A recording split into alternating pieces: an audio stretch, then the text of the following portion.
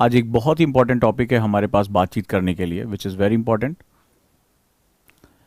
अब देखिए कितने ज्यादा लोगों ने कहा नो सर।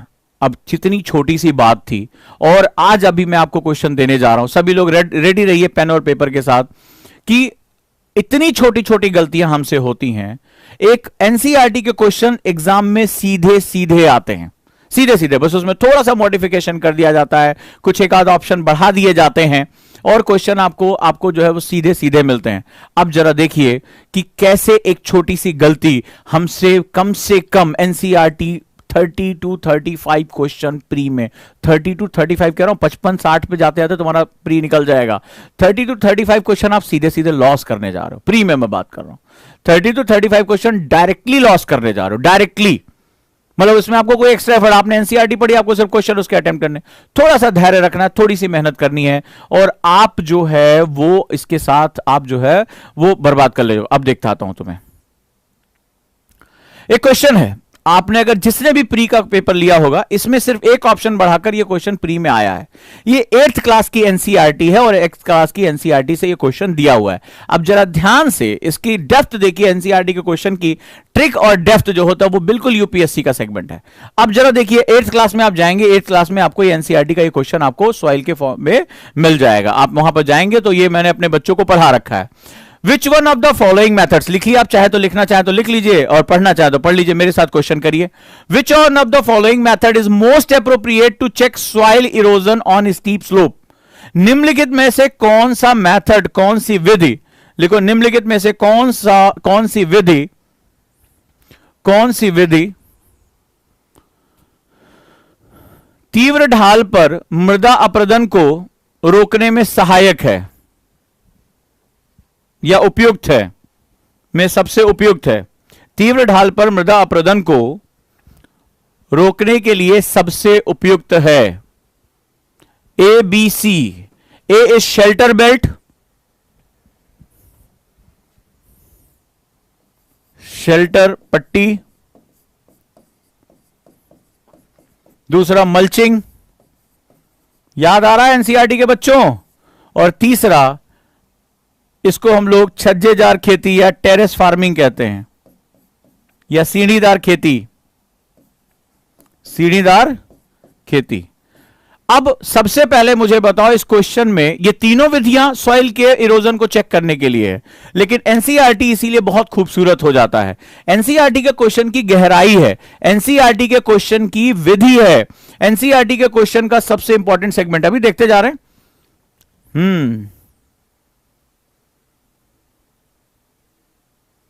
शाबाश।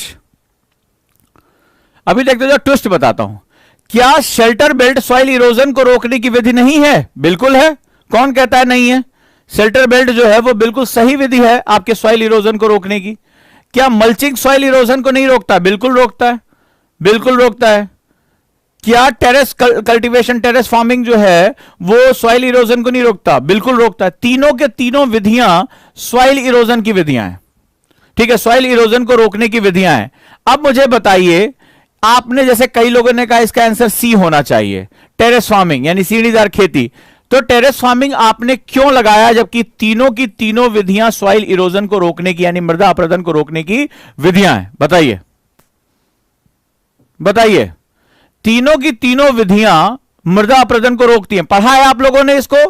पढ़ा? देखिए क्वेश्चन की खास बात मुझे बताइए, एनसीईआरटी के क्वेश्चंस बहुत ही डेप्थ के क्वेश्चन होते हैं, एनसीईआरटी के क्वेश्चन बहुत ही डेप्थ के क्वेश्चन होते हैं अगर आप इसको ढंग से कर रहे हैं तो। मुझे अब इसका आंसर बताइए कि आपने सी क्यों लगाया? जिन्होंने सी दिया मैं उनसे बात करना चाहता हूं। शाबाश कमलप्रीत सिंह, वेल डन बेटा। काजल, शाबाश बेटा, वंडरफुल, बहुत बढ़िया जवाब। तिवारी, बहुत बढ़िया, शाबाश। Ansari, very good, well done. ये हैं तेजस्वी, वेल डन बेटा। Get to LBSNAA, well done, बहुत बढ़िया, wonderful. Patni, very good. Sahu, बहुत बढ़िया, शाबाश। ये हुई ना बात, इसको बोलते हैं बात की गहराई पे समझना। जब हम कीवर्ड्स निकालते हैं यानी एग्जाम में एनसीईआरटी हमें बीटीएल और कीवर्ड सिखाता है। ये कीवर्ड जिसने पकड़ना सीख लिया उसके क्वेश्चन अपने आप निकल जाएंगे। इसमें क्वेश्चन है स्टीप स्लोप। हमें पता है ये दोनों विधियां कम ढाल वाले या समतल इलाकों के लिए बढ़िया है तो ये तीनों विधियां ठीक है। अगर इसी क्वेश्चन को स्टीप स्लोप हटा देता और यहां पर मैं एक नाम डाल के डी लिख देता, all of the above, all of above, यानी अगर मैं इसको हटा देता। अब देखो इसी क्वेश्चन को यूपीएससी ने क्वेश्चन पूछा है, ये क्वेश्चन यूपीएससी का क्वेश्चन है प्री का। अब इसमें क्या हुआ, इसको हटा दूं, देखो ट्रिक देखो एनसीईआरटी कितनी गहराई में तुम्हें लेकर जा सकता है। तो आपने इसको हटाया, इसको हटा दिया और यहां पर मैंने ऑल ऑफ द अबव डाल दिया, यानी उपयुक्त सभी। बिल्कुल सही है, बिल्कुल सही है। All methods are the soil conservation methodologies but the keyword is कह रहा है स्टीप स्लोप, यानी सबसे उपयुक्त। तो सबसे उपयुक्त में क्या होगा, जो टेरेस फॉर्मिंग होती है वो स्लोप को पूरी तरह से नलिफाई कर देती है, स्लोप यानी ढाल को पूरी तरह से खत्म कर देती है। और इसीलिए इन तीनों में सबसे बेहतरीन विधि क्या होगी, जहां स्टीपर स्लोप है, पहाड़ों की ढाल है, जहां आप जो है इनके माध्यम से रोक नहीं सकते, वहां पर आपको क्या करना पड़ेगा, वहां पर आपको सीढ़ी को काट, सीढ़ी के रूप में उसको जो है समतल रूप में काट देना पड़ेगा। और वहां पर जो होगा वो आंसर होगा आपका सी। तो सभी को बधाई हो, लेकिन यह अंतर समझना मेरे लिए ज्यादा जरूरी था। अगर मैं इसको हटा दूं तो इसका आंसर होगा ऑल ऑफ अबव, और अगर मैं इसको रख रहा हूं तो मुझे बेस्ट वन सॉल्यूशन करना पड़ेगा। यह खूबसूरती आपको एनसीईआरटी देता है, इतनी डेप्थ में जाने की आपको ताकत एनसीईआरटी देता है। लेकिन जो स्टूडेंट एनसीईआरटी के क्वेश्चंस, एनसीईआरटी के सेगमेंट्स नहीं समझ पाते हैं, उनको बहुत प्रॉब्लम आने जा रही है, उनको दिक्कतें बहुत ज्यादा बढ़ जाएंगी। तो अभी हमें क्या करना है, अभी हमें इसको समझना है। अब चलें आगे, मूव करें अगले क्वेश्चन पर। यस या नो मुझे बताइए। यस सर,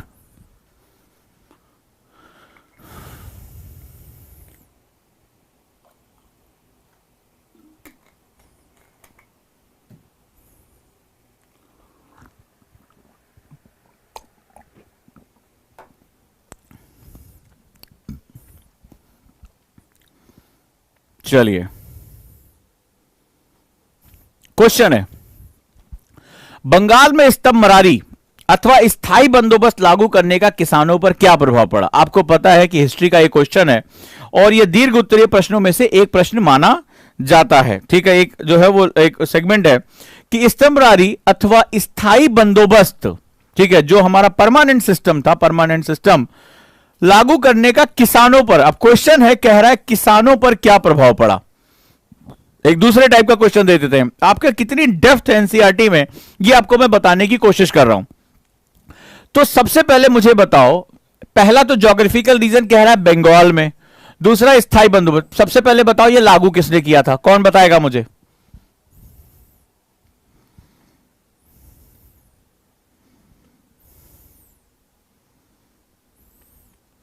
किसने लागू किया था,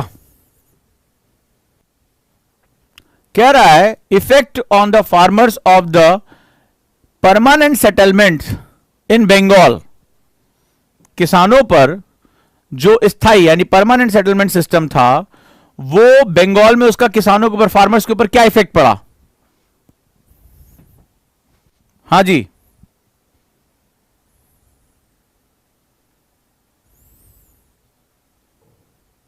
गुड, बताइए किसने लागू किया था। अरे बाप रे बाप, इतने नाम, किसी ने वेलेजली लिखा है, किसी ने कर्जन लिखा है, किसी ने कर्जन लिखा है, बाप रे बाप, ओहो।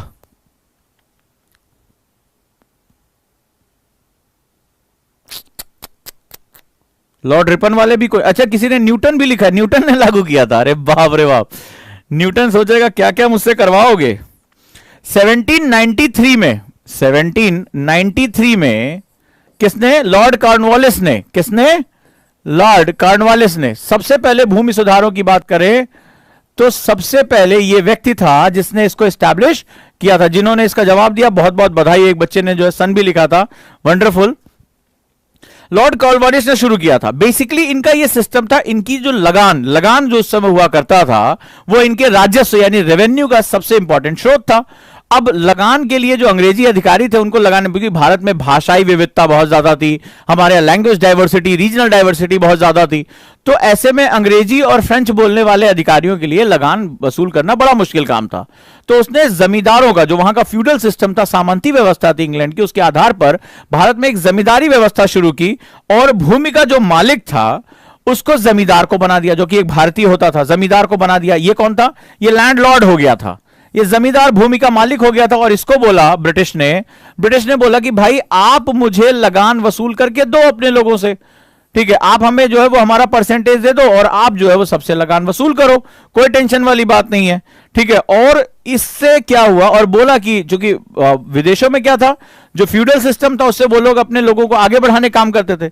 जमींदार ने इन किसानों की जो है वो हड्डियां का खून तक चीस लिया कि भाई मुझे ये लगान खींचकर इनको देना है। इनका क्या हुआ, इनका रेवेन्यू सेट हो गया, इनकी एडमिनिस्ट्रेशन कॉस्ट कम हो गई, बहुत बढ़िया इनके लिए सिस्टम हो गया, इनकी जो कॉस्ट थी वो कम हो गई और इनका जो फिक्स मिलना, अब ये इसका सरदर्द था वो अपने लोगों से कैसे जो है वो खींच कर लेकर आए।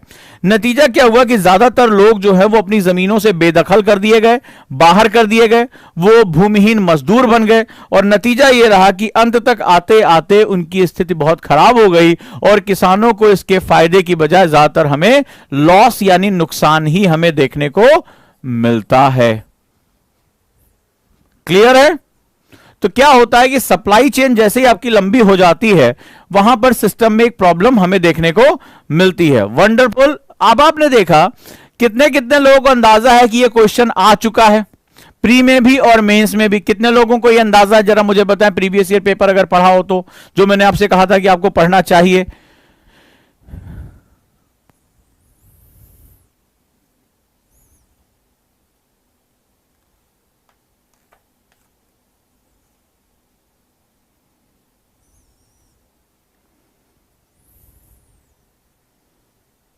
गुड। कई लोगों ने कहा यस सर हमने पढ़ा है, राइट। तो आप देख रहे हैं कि जिसको आपने हल्का मान के छोड़ा था वो आपको कितना फंसाता है। चलें आगे। अगर आपने पढ़ा होगा तो ये जो है वो लगातार इस तरह के क्वेश्चन आपको एग्जाम में देखने को मिले होंगे। आगे आइए। एक बड़ा प्यारा क्वेश्चन है, बहुत प्यारा क्वेश्चन है ये, और ये 12th क्लास की एनसीईआरटी में दिया हुआ है। कहता है भारत में प्रवास की निम्नलिखित धाराओं में से कौन सी पुरुष प्रधान है? Which of the following, जो migration trend, which of the following migration trend in India is patriarchal or male dominance? Which of the following migration system in India is male dominance or patriarchal?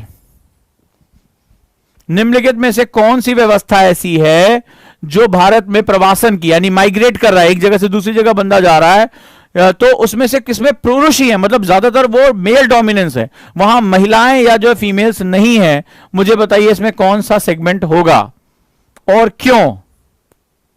और क्यों? मुझे चारों के answer चाहिए जिसने भी NCERT पढ़ा है, लॉजिक है जिसके पास, बताएं मुझे।